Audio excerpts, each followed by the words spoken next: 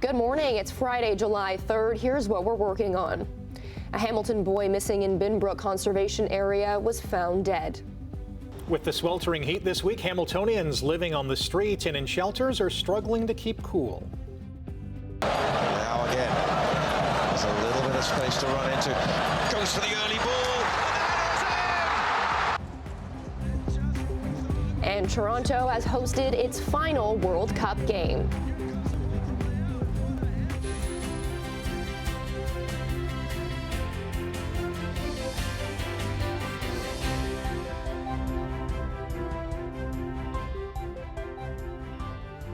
Good morning and happy Friday. We made it to the end of the week. Yes. I don't know about you, but I know that we didn't have Canada Day off here on Wednesday, but this week felt a lot longer to me. Yeah, I'm with you on that. Funny how that happens. Yeah, when you get into the stickiness like we have had, everything just seems to want to drag. But we finally made it. Yay! We've got a July weekend coming up, and it's another, shall I call it a soupy, sweaty, sticky start? There's an alliteration for you. To our Friday morning. Yeah, it's another hot one today. We were hot yesterday. We'll be hot again today. We're going to be hot again tomorrow. Hey, but it's finally going to break on Sunday. Sunday temperature is going to be much better. We'll be around 24 degrees on Sunday. So, yeah, but another 3 days of the, 2 days of the stickiness. We're looking at a 32-degree high for the day today with a humidex of 43. So it's going to be hot. I mean, it's warm right now, 21, and it feels like 30 at the moment. That temperature will start to change as the sun climbs a little higher, and we will see some sun. Sun to start, then chance of showers, thunderstorms later today, like we've had for the past number of days. All right, we'll talk about that coming up. Quick check on the road, see what's happening for this Friday morning.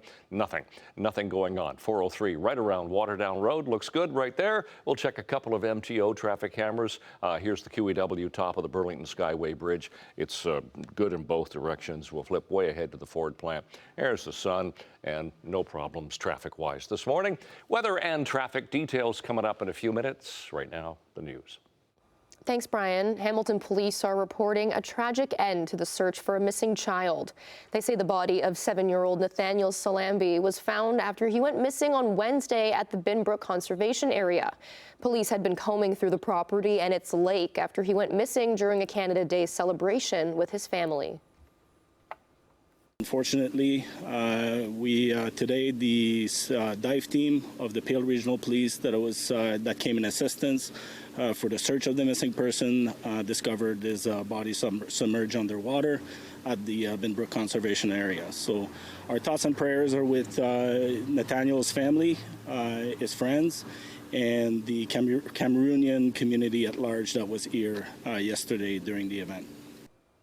This was the second Canada Day tragedy at the conservation area. A 61-year-old Hamilton man died after his kayak capsized around the same time heavy thunderstorms moved through the city. If you live near or work near Ottawa Street North in Hamilton, get ready for a busy summer of construction.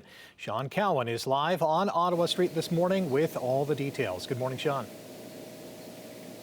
Good morning, Rick. That's right. As you take a look behind me here, this is a pretty main intersection in Hamilton. A lot of people are going from Stony Creek into downtown Hamilton and vice versa. Now, initial preparations will start on July 7th. That's this Tuesday. But when construction actually starts, this intersection behind me here will be closed for 4 months. That's expected to start sometime later this summer. So why is the city doing all this? Well, the city says work will include water main installation and other road improvements to renew critical municipal infrastructure, improve the long-term reliability of local roads, and help prepare the corridor for future Hamilton LRT construction.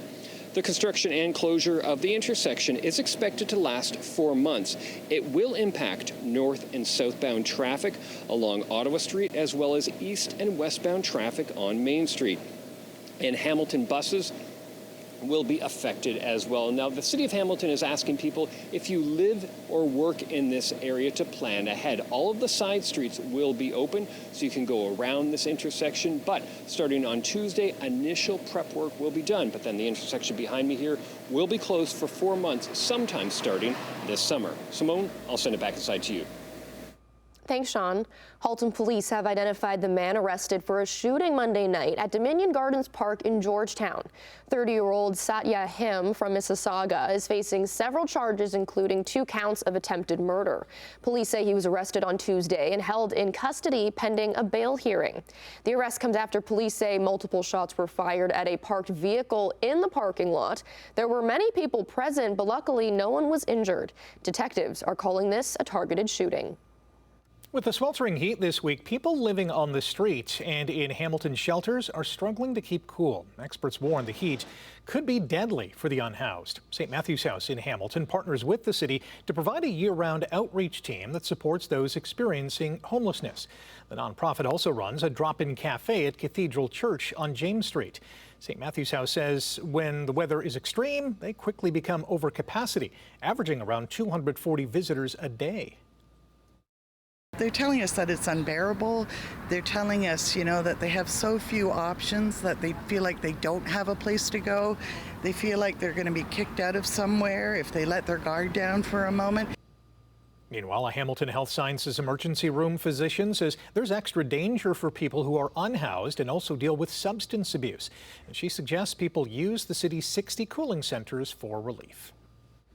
Parking meters at Lakeside Park in Port Dalhousie are back up and running after they were vandalized earlier this week. The city of St. Catharines says the damage was discovered before 8 a.m. on Canada Day. 4 machines were inoperable from spray paint and filled coin holes, according to photos online.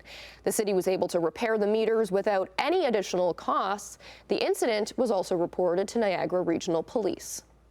Well, this is something you don't see every day. A parachutist missed their landing and ended up stuck in a tree. Happened yesterday morning at Shirkston Shores just before 11. Port Colborne's fire chief says fire and emergency services responded to the call and found the parachutist with minor injuries and needed to be rescued.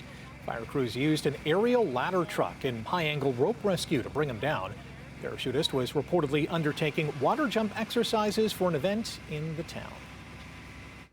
Some good news for residents in the Strathcona neighborhood. Victoria Park Pool has finally opened for the season. The delayed opening was because the site's emergency phone lines had been severed. Ward 1 Councillor Maureen Wilson says the repairs were done quickly from Bell in light of the Canada Day holiday. All indoor and outdoor pools across Hamilton are free of charge while the heat event remains in place. British Columbia and Ottawa have signed an agreement that keeps the Northern oil tanker ban in place. The deal says BC would be compensated for environmental risks if the federal government imposes an oil pipeline on the province.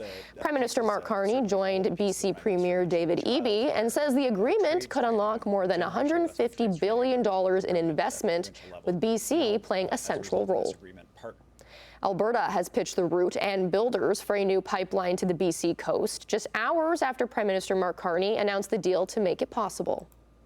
The best route for a new pipeline is one that goes through one that already exists, south through the Trans Mountain Corridor to our Pacific coast, the gateway to the world's fastest growing markets. Alberta Premier Danielle Smith says the project would open more Canadian oil to Asian markets while preserving a ban on oil tankers off northern British Columbia. Alberta is partnering with federally owned Trans Mountain Corporation and Calgary-based Pembina Pipeline for the build. The price tag for the project is between $35 and $43 billion. The goal is to sign definitive agreements by September. 6 black bears rescued from Bile Farms in South Korea have begun a new life in a natural forest habitat at Safari Park in Denmark. The bears, which were kept in small cages and used for bile extraction for traditional medicine, are the first former bile bears ever to be relocated to Europe. South Korea has been phasing out the bile farming industry, making the rescue possible after more than 2 years of planning and cooperation between NGOs, veterinarians, wildlife experts, and police. Last month, the bears were sedated before being placed in large wooden crates, which were then transported by truck and plane from South Korea to Denmark. Final FIFA World Cup game in Toronto turned out to be one of the tournament's best as Portugal and Croatia met in the round of 32. Now again, there's a little bit of space to run into. Goes for the early ball. Tied 1-1 in the 94th minute. Gonçalo Ramos, who came in for captain Cristiano Ronaldo, sent a header into the net to give Portugal a 2-1 lead. A last-gasp effort by Croatia in the 113th minute, and they tied the game at 2-2, but wait a second, the goal was ruled offside, one of 3 goals called back in the game. Ronaldo had tied the game from the penalty spot, his first ever goal in the knockout round, as Portugal won 2-1 to advance to the round of 16 against Spain. Houston Stadium will host tomorrow's opening game of the round of 16 when Canada takes on Morocco. Kickoff is at 1 p.m. Eastern Time. The two teams met at the 2022 World Cup, where the Moroccans won 2-1 en route to a semi-final finish. Another drive, bobbles the snap, has to try and get away, pressure on, shovels it left-handed, and that's number 6! Magic from VA! An epic performance by Vernon Adams Jr. to launch us into Week 5 of the CFL season. The Stampeders quarterback threw for 405 yards and 6 touchdowns to lead Calgary to a 58-36 victory over the Argonauts in the second annual Stampede Bowl last night.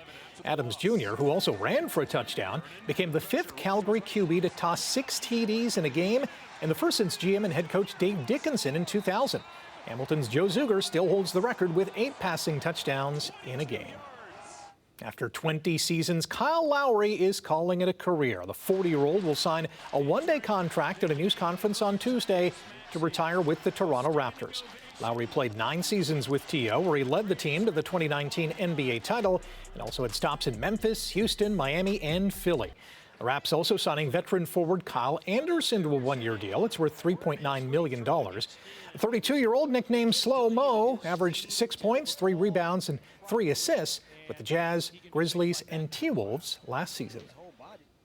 Still with the Raptors, they have signed head coach Darko Rakovic to a multi-year contract extension.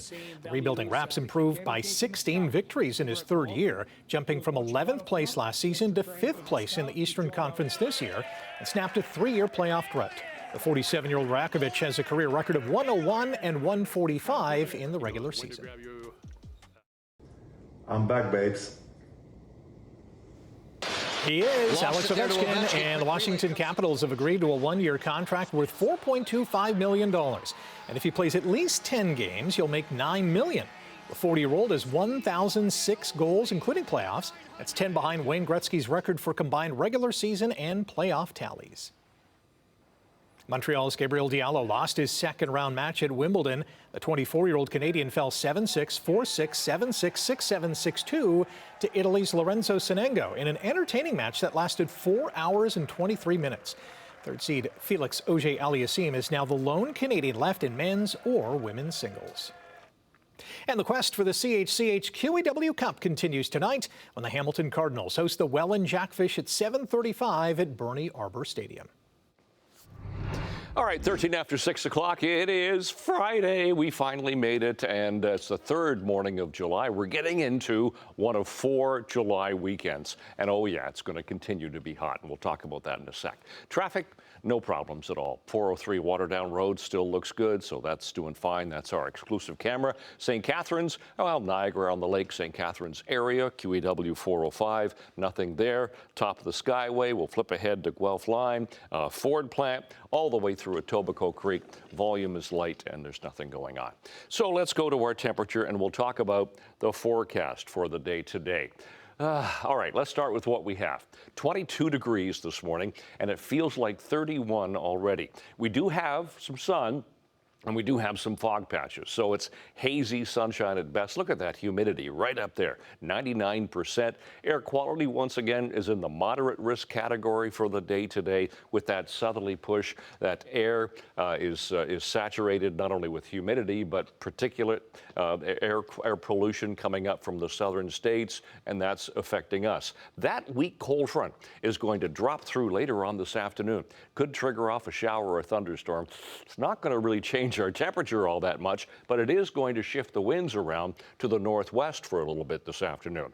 So today, again, temperatures 32. It'll feel like about 43 when you factor in the humidity, sun, cloud showers, possible thunderstorms today. Tonight down to 20 to 21 degrees. It stays warm. It stays unsettled even throughout the evening and overnight. And then tomorrow, again, sun, cloud showers, thunderstorms. Temperatures hot, 30, 31 degrees, humidex values, mid-30s for the day tomorrow. So as we look at what we have stepping out the door on the third morning of July, shallow fog patches, light winds, and temperature right now 22, humidex 31. Long range coming up. Simone, Rick. Thanks, Brian. Coming up after the break, we'll say good morning to Emily Vukovic with a preview of what's to come in Chit Chat.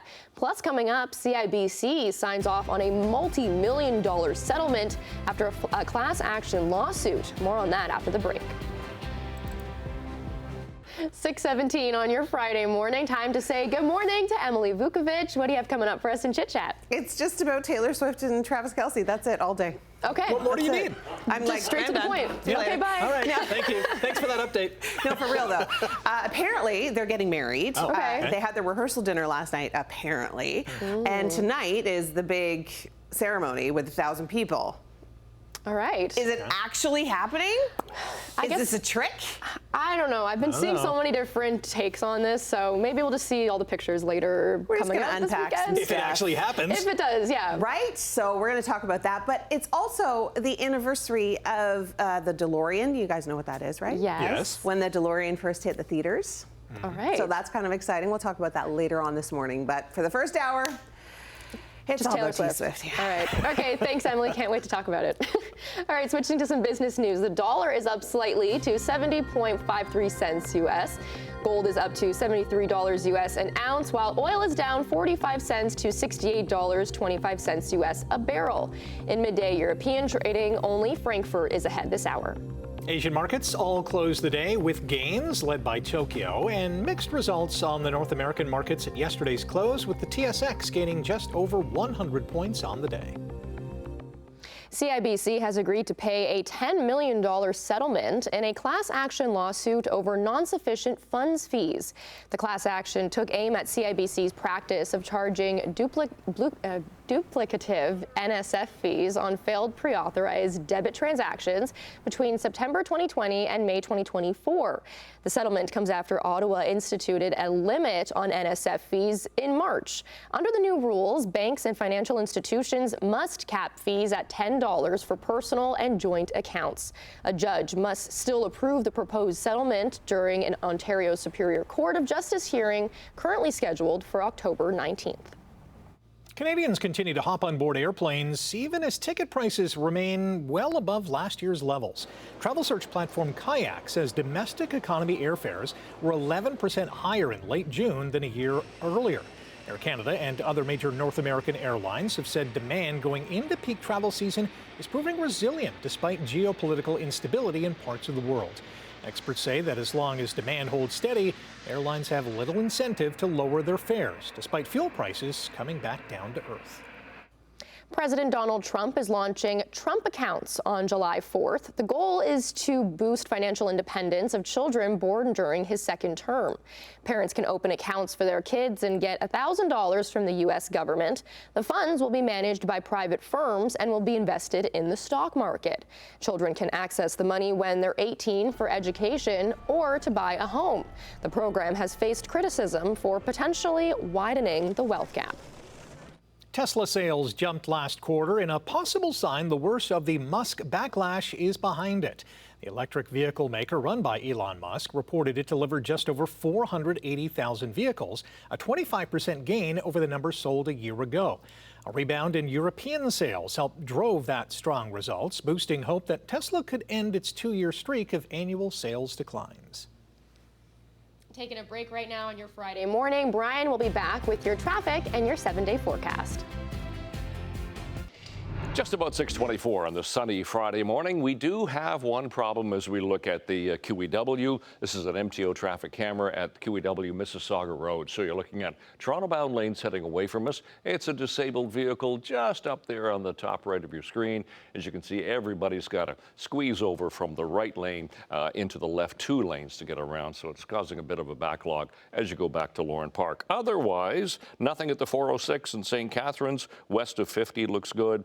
Going towards Stony Creek, Dorval, and Oakville. We'll even flip to the 403 at Dundas Street. Nothing there. Here's our pool shop backyard forecast. And yes, today is the third, oh, that's right. It's coming up later on. Thank you, Laura. I got ahead of myself on that. That happens on Friday. I'm in a Friday mode today. That's what it is. So 22 degrees in Hamilton right now. And what we're looking at with that, the humidity makes it feel like 31. So it's a sticky start. 24 Grimsby and Mississauga, 19 into Toronto. Seasonal temperatures for this time of year, well, we've been way above that for quite a while, haven't we? 26 for the daytime high, 15 for the overnight low. Sun times really haven't changed much yet, and those are our records for today. It doesn't look like we'll set a record for the day, but yeah, there's chance of a shower or a thunderstorm. So 32 today, feeling like 43. The heat warning continues, and it will continue for the day tomorrow as well. 21 overnight tonight, tomorrow 30, feeling like 36. Again, chance of a shower or a thunderstorm. Sunday, look at the temperature goes down. All of a sudden it gets comfortable. 24 degrees for Sunday and Monday. Chance of a shower on Sunday. Looks like cloudy on Monday.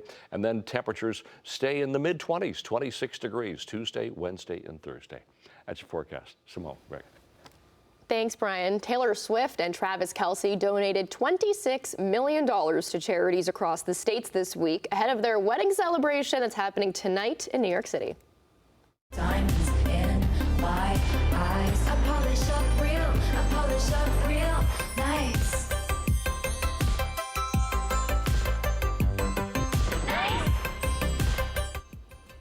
Couple has donated to food banks, music education programs, and 3 hospitals, among others. City Harvest in New York City says they received $1 million at a critical time with visits to soup kitchens and food pantries near record highs. Swift and Kelce also made donations in Kansas City, where he plays for the Chiefs, as well as Nashville, Los Angeles, Pennsylvania, and Rhode Island. Some of the national organizations to receive donations include Feeding America, the ASPCA, and Dolly Parton's Imagination Library. 26, of course, is Taylor's lucky number times 2.